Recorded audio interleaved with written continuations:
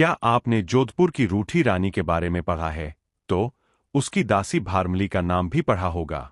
जैसलमेर की राजकुमारी उमादे, जो इतिहास में रूठी रानी के नाम से प्रसिद्ध है, अपनी इसी रूपवती दासी भारमली के चलते ही अपने पति जोधपुर के शक्तिशाली शासक राव मालदेव से रूठ गई थी और मालदेव के लाख कोशिशों के बाद भी वह आजीवन अपने पति से रूठी ही रही।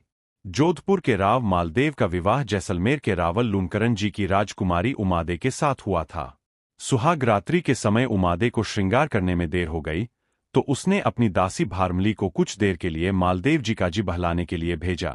भारमली इतनी सुंदर थी कि उसके रूपलावण्य को देखकर नशे में धुत मालदेव जी अपने आप को न संभाल सके।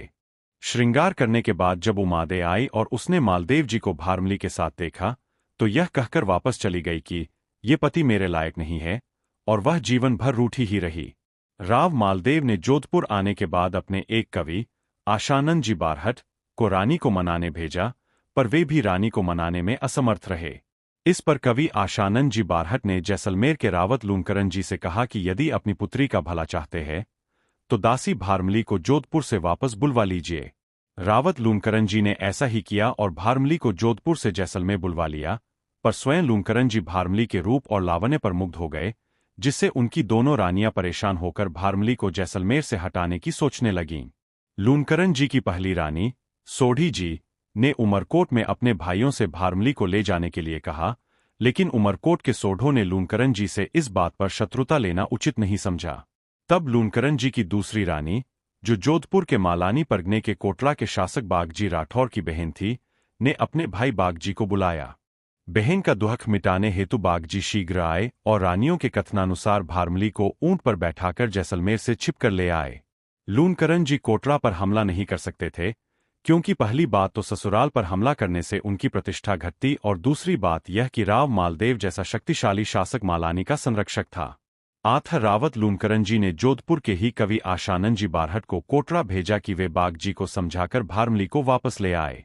दोनों रानियों ने बागजी को पहले ही संदेश भेजकर सूचित कर दिया था कि वे बारहट जी की बातों में न आए।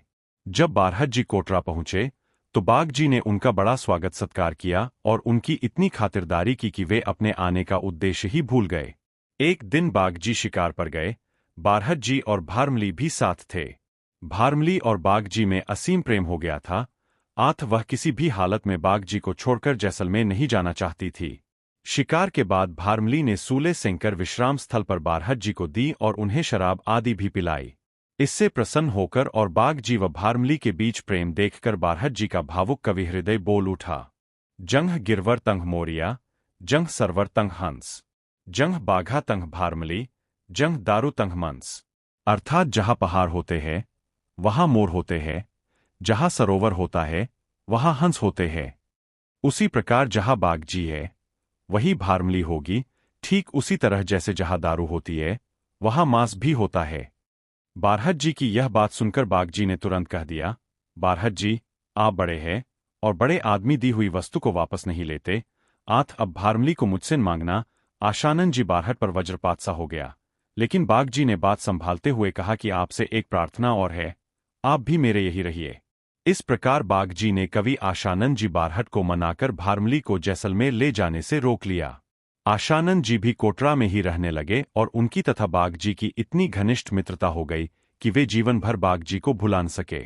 एक दिन अकस्मात बागजी का निधन हो गया। भारमली बागजी के शव के साथ चिता में बैठकर सती हो गई और आशानंद जी अपने मित्र बागजी की याद में जीवन भर बेचैन रहे। उन्होंने बागजी की स्मृति में अपने उद्गारों के पिछोले बनाए।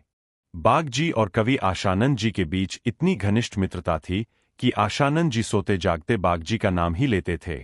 एक बार उदयपुर के महाराणा ने कवि आशानंद जी की परीक्षा लेने के लिए कहा कि वे केवल एक रात बागजी का नाम लिए बिना निकाल दें तो मैं आपको 4 लाख रुपए दूंगा।